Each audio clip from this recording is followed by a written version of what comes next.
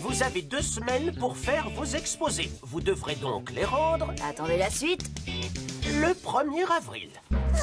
Oh non, c'est le jour des poissons d'avril. Super marrant.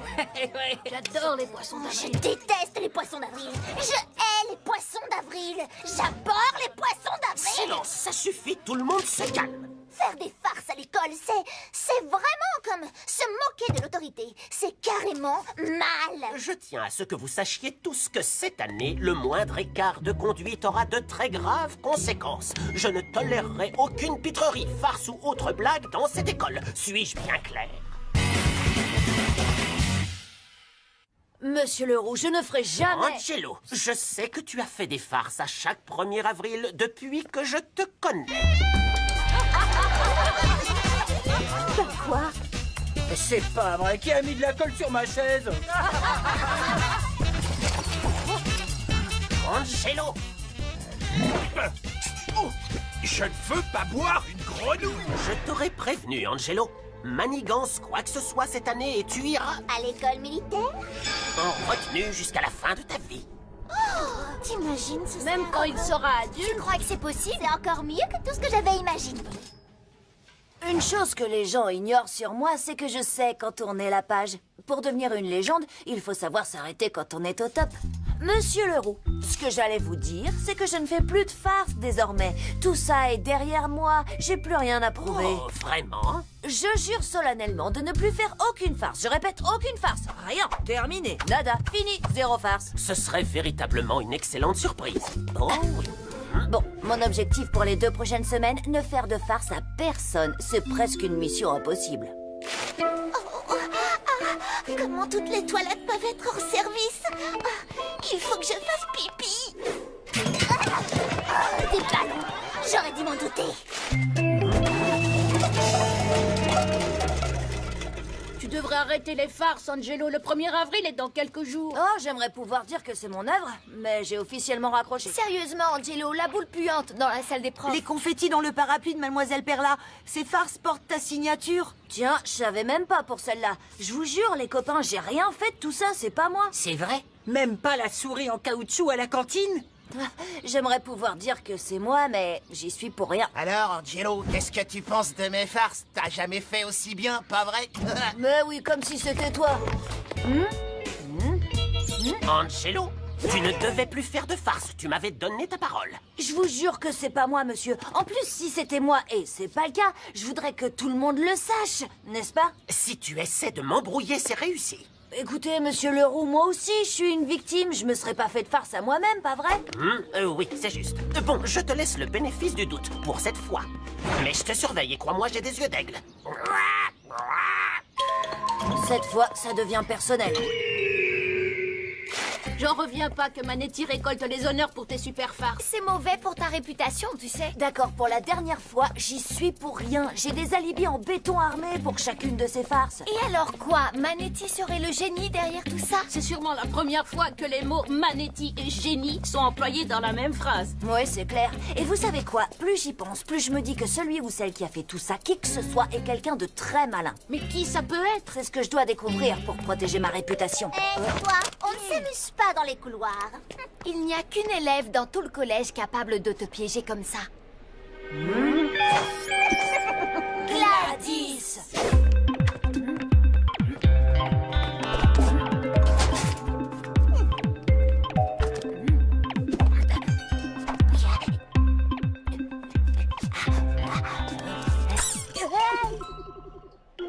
Oh. Ah, cette fois je te tiens. Aïe. Ah, comme si j'allais me laisser. Quoi? Non mais... Qu'est-ce que... On s'est tous les deux fait avoir. Bon, eh ben, au moins, on a réduit la liste des suspects. Quand j'aurai retrouvé le farceur, ma vengeance sera terrible. La bonne nouvelle, c'est que j'ai un nouvel alibi. Toi, sûrement pas. Ne compte pas sur moi pour t'aider, Angelo. Oh, c'est pas très sympa, tu sais. Ouais, je sais. Quelqu'un a mis du poivre dans le café des professeurs. À moins que ce mystérieux farceur ne se dénonce, je te considère comme responsable.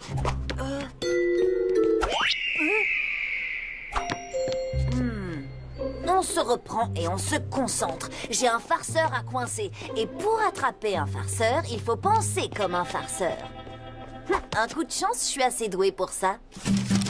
Un véritable farceur ne résistera pas à la tentation de dessiner une moustache ou de noircir une dent sur un poster de Gladys. C'est un classique. Mon piège est irrésistible. Je n'ai plus qu'à attendre comme une araignée sur sa toile. Non, c'était toi. Oh, je suis démasquée. Ah bah ça alors, je m'en serais jamais douté. Bertrand François. Non mais franchement, c'est carrément génial, bravo. Je t'arriverai jamais à la cheville, Angelo. T'es un maître en la matière. La référence, une légende vivante. Ouais, c'est un vrai don. J'admire beaucoup ton travail. Je suis un de tes fans. J'ai même fait un album.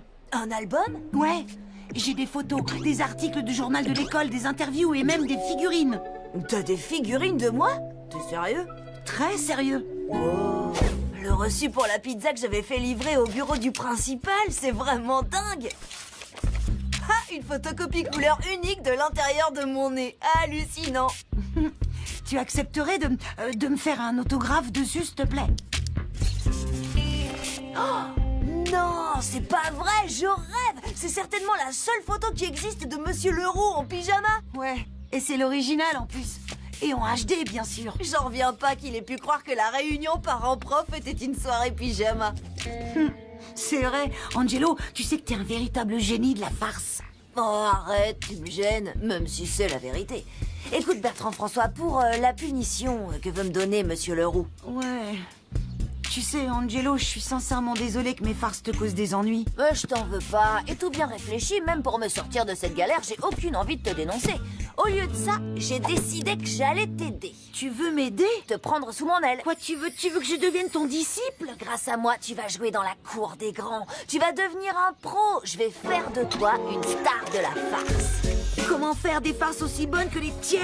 Ah, il suffit d'un peu de réflexion et d'organisation. Angelo, j'accepte ici humblement ton offre. Pour réussir cette mission, il faudra rester discret. Alors jusqu'à nouvel ordre, plus de farce au collège. D'accord? Comme tu voudras, Angelo. Jusqu'à ce qu'on trouve le plan parfait, je veux que tu continues à t'entraîner. Mais chez toi. Je le ferai. Pour commencer, un soir, mets la brosse à dents de ton père au congélo et remets-la en place le matin. Tu la connaissais, celle-là? Non, elle est bonne. Voyons voir. Est-ce que ta mère fait des tartes ou des gâteaux? Plutôt des gâteaux. Enlève une part et remplace-la par un morceau d'éponge. N'oublie pas de le couvrir de glaçage. C'est comme si c'était fait. Maintenant, on va trouver ensemble la farce qui te correspond le mieux. Perso, j'aime bien réinterpréter les classiques. Pas toi? Absolument. Oh, tiens, tu as quelque chose sur le front? J'ai promis de plus faire de farce, mais il n'est pas interdit de passer le relais et d'aider quelqu'un d'autre. Il nous faudra autant de bouteilles de savon et de shampoing que possible. Il faudra aussi que tu récupères celles qui sont chez toi. Viens, on va voir dans la cuisine. Tous les jours, t'en apporteras 2 à l'école et tu les cacheras dans ton casier. Oui, noté. C'est sans danger, mais très efficace. Et le matin du 1er avril, tu en verseras dans les toilettes. Ok, compris. Et dans les lavabos. Pas de problème. Et ensuite, tu ouvriras le robinet général. Ce plan est parfait, Angelo. D'accord, alors reprenons. Règle du farceur numéro 1. Avoir un plan. Règle numéro 2. Bien choisir le moment où tu revendiques ta farce. Règle numéro 3. Se demander si la farce est sans danger. Vraiment? S'assurer que la farce est vraiment sans danger. C'est ça. Et bien sûr... Et ne parler de sa farce à personne tant qu'elle n'a pas eu lieu. Tout se passera bien. C'est normal que t'aies le trac. C'est un grand moment. J'aurais aimé pouvoir être là pour te soutenir. Quoi? Pourquoi tu ne viens pas? Si j'ai pas un alibi en béton armé, je risque très gros à cause de cette farce. Alors je reste à la maison. Mais je ne pourrais... Sans toi, je ne pourrais... Oh là là. C'est ton grand jour, Bertrand François. Tu es prêt? Que la farce soit avec toi.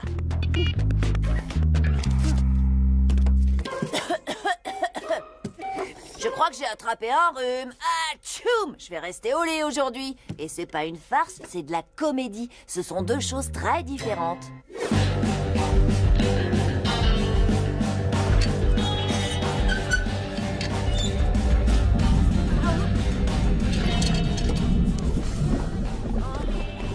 Qu'est-ce qui se passe là-dedans? D'où sortent toutes ces bulles? Je déteste le 1er avril. Ouais! Poisson d'avril! Bertrand François, mon ami, il est temps que tu aies ton propre album. Avec cette farce, tu es entré dans la légende. Merci beaucoup, Angelo. Bon, c'est vrai, t'es connu tous les jours jusqu'à la fin de l'année, mais tu riras de cette farce jusqu'à la fin de ta vie. Alors ça valait le coup, pas vrai, mon pote? C'est clair. Je déteste le 1er avril. Quoi? Qu'est-ce qui t'arrive, Angelo? Vous avez quelque chose sur le visage? Ah oui? Non, c'est plus haut. Oui, c'est encore là. Vous permettez? Voilà, je l'ai eu. Merci, Angelo. Je vous en prie. C'est Bertrand François qui m'a appris cette farce. Eh oui, l'élève a dépassé le maître.